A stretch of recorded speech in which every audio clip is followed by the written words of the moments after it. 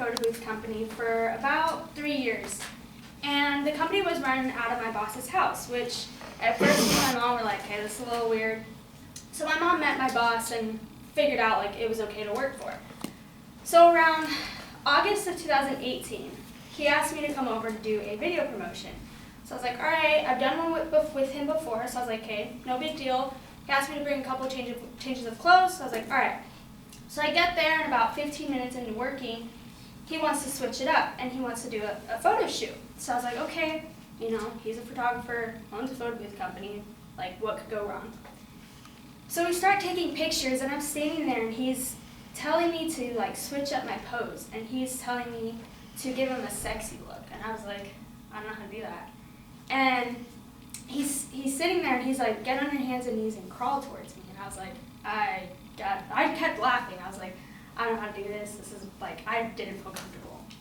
And so we're sitting there, and I'm still taking pictures, and I'm looking at myself, and I'm thinking, how the hell can I get out of here without him grabbing me, doing what, who knows what? And so I'm standing there, and I'm like, all right, I just got to go along with this, like, eventually get out of here. So we're standing there again. He's still taking pictures, and he goes, look at me like you want to fuck me. And I was like, I don't know what to do at this point.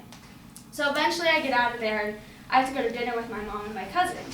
And so part of me, I was like, okay, I can't tell my mom this. Like, there's no way. Like, I feel like I'm going to get in trouble because I allowed myself to go through this situation.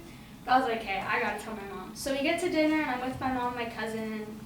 Me and my cousin set aside for my mom. So I was kind of talking to my cousin about it, like telling her what happened.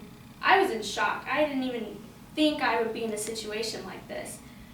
So we eventually get home, and I'm sitting in my room, I'm getting ready for bed, and I start thinking to myself, I'm like, okay, I gotta tell my mom, like, this is not okay. And I start freaking out. So I eventually text my mom, and I'm like, hey mom, I need to tell you something. And for me and my mom, we don't have that. I don't really tell her a lot of personal things, so it was kind of a big deal to her. So she comes in my room, and she sits on my bed, and I start telling her about what happened, and I'm like, look, like, this is what happened, and immediately I start crying. I didn't know what to do, and she's sitting there, and she just hugs me, and she's like, I'm so sorry you went through this, and she's like, I'm sorry that, I don't remember exactly what she said, but we called the police that night. We went to the police department, filed a sexual harassment report on this man, and I couldn't even sleep that night. I was just like shooken up, didn't know how to even process all this. So I go to school the next day, and we talked to my principal, because not only did I get the job through my school, my boss lived across the street from my high school. So they wanted to make sure I was safe, and security knew, everybody knew. And so for a couple weeks go by, and within those couple weeks, I go to the counselor's office because I couldn't even sit in class. I couldn't go to the grocery store by myself. I barely driving.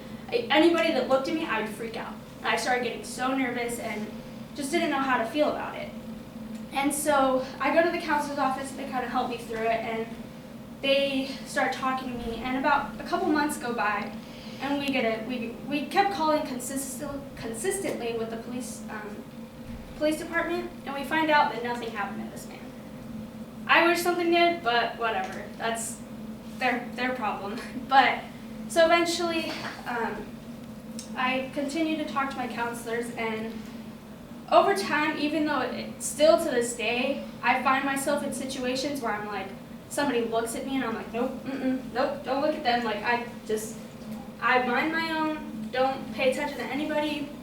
But at the same time, I realized that because of this, I'm so much more aware of my surroundings. I'm so much more aware of who I'm with, what situations I put myself in, people I talk to.